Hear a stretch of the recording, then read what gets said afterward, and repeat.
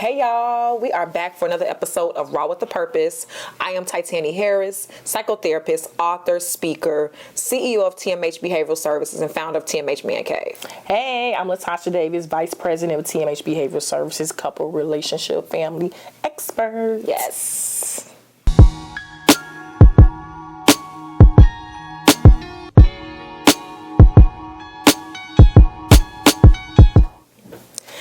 How you going today, Tasha? See, I said, how you doing? I ain't say, how you feeling? What is so funny? Oh, my God. I think it's because, people don't normally ask that and mean it. I honestly mean it. Because, listen. What do you? I do.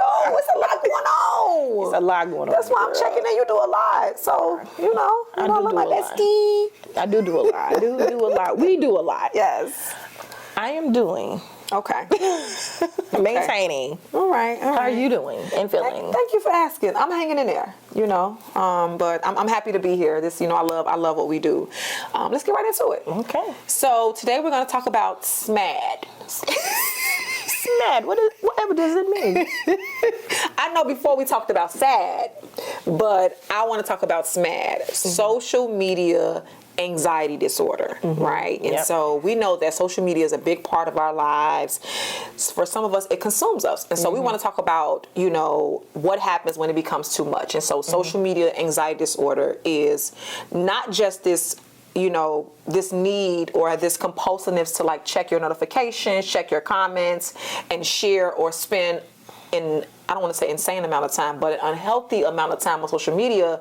But it's also when you are looking for others to share your posts, share your comments, like your comments, excessively, or be obsessed about that. I want to get into that. I don't think, we talk enough about it, and we want to kind of get into where it comes from, how do we combat it, and, how to get through it. Yeah, some tips. So let's get right to it. Mad. So we think about, I guess we would just have to talk about what topics we wanted to talk about. And I know social media is just really big right now. Yeah, it's been big for a long time. And I know even COVID, we use social media a lot to get through that traumatic time for us as well. But I think we've noticed that it just really, like you said, consumed us. It has. It definitely has consumed. It's a part of living now. Yeah. It's a very, very big part of living. It's almost like when people find out you're not on social media, it's like, whoa. Yeah. I was literally telling my assistant on the way here, prior to owning my business, I wasn't on social media. Remember, I was off of social media and sort of felt like, not that I was forced to be on it, but I had an obligation to be on it because of the type of work that I do, because I may be clear, if I didn't, I wouldn't be on there. And I think I sometimes suffer from social media anxiety. Yeah, I would say we both. I think everybody have some, even if it's not a disorder, I think we all have symptoms of it. Yep, I definitely do. And it's even doing this podcast, sometimes I'm like, are people going to like it? Do they watch it? Do they see it? And so understanding how to just... And we're always thinking about how to continue to make sure we're putting out content that people are going to enjoy. That's part of the anxiety. So...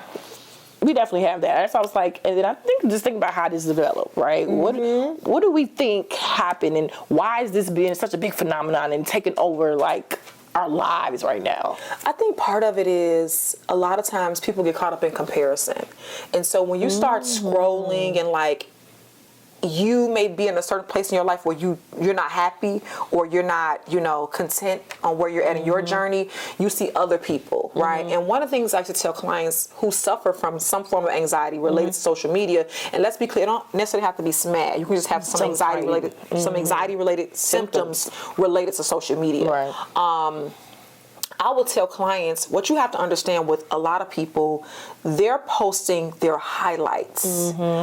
Lots of folks are not saying are not sharing what's behind the scenes. So here you are, comparing yourself to this person who has A, B, and C when really they're struggling. Or even people comparing themselves to the way people look. There's filters. Yeah. People can change. I just learned this. People can change their body parts and make them. I know. I had to ask you about this person.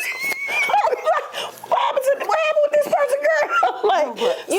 So understanding that a lot of times that what you're feeling that anxiety about doesn't even exist. Talking more about that. And I also want to get into how it affects teens, because a lot of teenagers and youth I think suffer from social media anxiety disorder. too, because of that same thing. Yeah, I definitely think so. I think too, it's like before, back in the day, social media wasn't a big thing, so I think it was just like an internal thing for us to just compare ourselves to what we see visibly. Like if you have the best clothes, or if this person had the different family. So it's like you had that type of, but now it's like so big into the social media where I think now it's not just what we see, just like it's out there. So now we really have something to compare ourselves to, of what we look like or what that person has. And like you said, usually it's the highlights. We don't, and then and it is always some people, and then a lot of people tell everything like a diary. And so I think it's always been a discussion. I know I'm like, everybody put everything on social media. They put everything. And I said, and then some people just put some things that they feel is okay to share. And I think we also talk about, here's something else I want to talk about. And that's still my mind, but you probably can. No, it's okay. No, I think what you're saying is correct. Like some people share everything, and that's another layer. I think that's part of the anxiety, and also the need to be validated. So I think people get caught up in that, seeking that validation. That's why they post, right? I also think some folks are lonely, right? And again, we're not knocking people who do it. We just want to highlight like how unhealthy it can be at times. I'm a very private person. I mean, you can make all types of assumptions about my life based on what you see on social media, and I don't worry about that, because I keep things kind of close to the heart. But I do that to protect myself and my mental health. But I think oftentimes people get caught up in what they see and what the fantasy is and not what's real. Like people, I say this all the time, people Facebook their problems and not face them, and also I think I don't want to say it can be therapeutic, but I think for some people it can be therapeutic in what they say. I feel like they put it in like a journal. Sometimes I feel that's another way people journal, and people like they put everything out there. And I said I think some people just, that's the way they have a social media journal. It's their way of getting things out and just saying this is how they feel, and that's their therapeutic way of dealing with it. But then it's also, like you said, it's people always assuming or thinking about, even for us, like our lives and how we do things. Like you said, you're very private. I may be a more picture person. I'm very private in dating as well. Yeah. I might post some body parts. You are the body part queen. I'm a body part queen. You ain't gonna never see no face, no case. Because that does bother you. Because if someone said, oh yeah, so-and-so was dating him, I don't care about that. So, but it would bother me. It's like, okay, now is this something, it get in your head? Is it something I need to know? Or is it something he's not telling me? So it's like, I'd rather find out whatever happens in the dark is gonna happen in the light. Yeah. So I naturally like to find things out, and I think it's just like you said, and that's what celebrities do. You got to protect that piece of you. So it's like, so people don't know if I'm single or don't know if I'm dating or exclusively dating or whatever the case may be. But it's really important for me because I'm very big about relationships. Yeah. So if I'm going to do it, I'm going to be 100% in. So if it's not that, I'm not going to post anything. I feel like we laugh about it all the time. So social media won't know nothing until we married and had a baby. Yeah, that's true. They'll mess up a wet dream. But I do want to say this. I don't see anything wrong. Well, here's the thing. People can do what makes them happy. I'm very big on self-determination and whatever makes you feel good. But here's where it becomes unhealthy, and I want folks to understand. When it affects your mood, right? When you are posting your journal or sharing your life story, whatever you're doing on social media, and you're constantly checking to see if people liked it or people comforted you doing, or by liking it or by sharing it or whatever the case may be. To me, that's when it's unhealthy, right? But if it doesn't affect your mood and that's just what you want to do, then I think it's okay. I just want folks to understand that, like, it can be unhealthy based on like how often you're checking, right? Maybe how many times you have to edit it. You know what I mean? Like when you post something, you got to re-edit it because you're worried about how people would respond. And again, I can be very transparent because of the nature of my work. When I post certain things, I have to, like, in my mind, I'm like, well, am I singling people out? Is this too personal? But not have to check myself and go, no, just do it. Like, it's fine. But it's when it's a constant thing for you, I think that's when it becomes an issue. Yeah, and I think too, like you said, the type of work we do. So I'm very being like, I don't care. This is me. This is who I am. But I do question myself. Like, oh shoot, maybe I shouldn't put that baby picture up there. Like, maybe I shouldn't put that certain post. Like you tell me. But I tell you that, but then I still question myself sometimes too, and it be like, oh, maybe I shouldn't. I said, you know what? I don't care. This is me. You know, this is who I am. And I always say I'm who I've been umpteenth years. Yeah. And I know how to balance that and try to do a good way of balancing that. So I do question that. And then I also was thinking about something. I don't know why I'm just losing all my thoughts today. It's okay. But I think, human. Girl, I know you think you're super Shiro, but you're human. no, I'm human because I be forgetting. That's why I have to write stuff down. No, it's okay. So, but I just think it's important that, you know, we understand. No, I think we talking about how to develop it. We was going to go back to that happened. Mm-hmm. So I think it's important for us to be just cognitive. That's what I was thinking about. Okay, I got it now. I was like, oh no, we had a conversation about how people on social media will give you like 20 likes on something really positive, but they'll give you like 1,000 likes on some type of naked or drama or whatever that is. They'll give you comments. They want to know. They want to like. What do you think that is? Why do you think the positive things that people post, like if, you know, somebody posts like, oh, my son made the honor roll, or I'm having this event, versus posting a picture of yourself in a bathing suit or whatever. And then I think it's levels to the happiness. Yes. I think it's levels to it. So, like you said, it could be two good things happening, but it's something weird about like, oh, someone made, my kid having a hard time and they finally made the honor roll, versus, oh, I'm having a baby. Yep. And it's like you're gonna get two different responses of like, shares, comments. I don't know why that is. I think people are first visual people.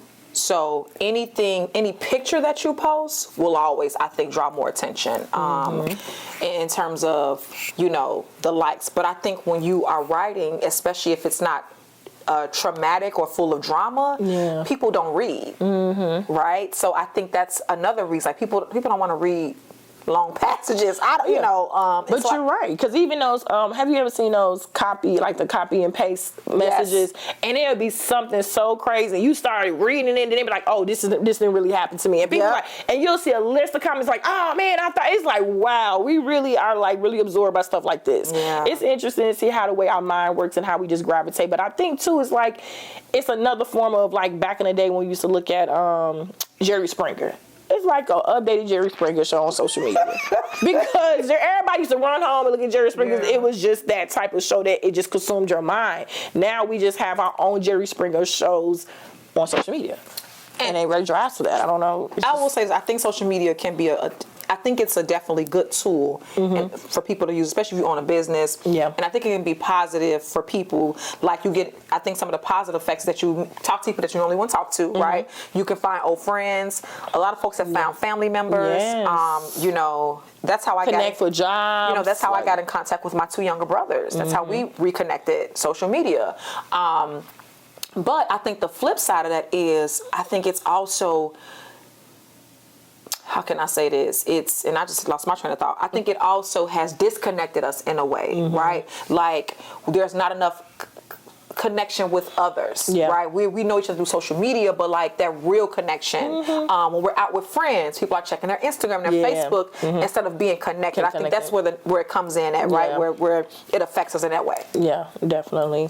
So how do we get past it? What are some tips we have? Like, I know some people do a fast. Some people do like a media fast. I know that helps a lot of people like get back grounded, back to their own self, because I wish I could do one.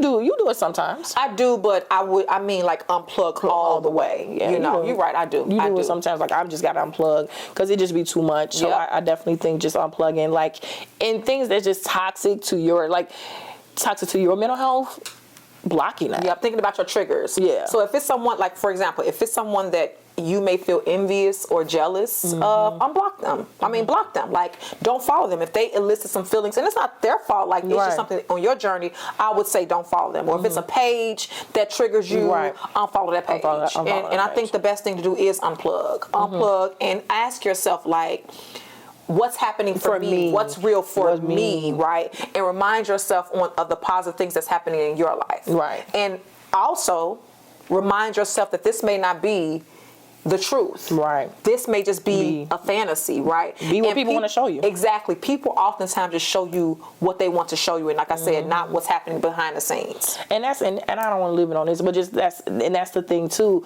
Kind of talking about the suicide. You know, people be like, I didn't know because they was so on social media like a week ago. They were so happy. They was talking about this. They talking about their kids and their family. And like you said, Sandy, people don't really know what's going on the inside. But that's kind of what it's probably like that.